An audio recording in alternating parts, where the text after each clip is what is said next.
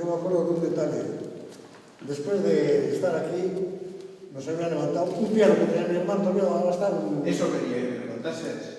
El piano está en esto, como es en Guernica, que vive mi hermana aquí en Guernica.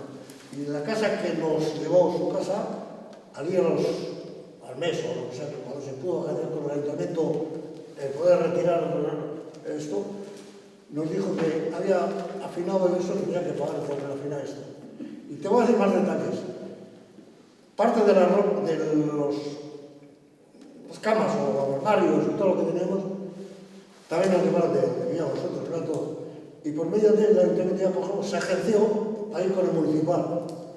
Y fuimos ahí donde era antes la marmolería que estaba aquí en un piso, en el primer piso, y fuimos mi madre y ella también con los municipales, los y esto es mío, y esta no era mía, eso no es mío. Y una de estas, coño, mira así, y, coño, un cuadro así, y la Virgen de Uribarri por delante, y mi madre, coño, pues aquel cuadro creo que es nuestro.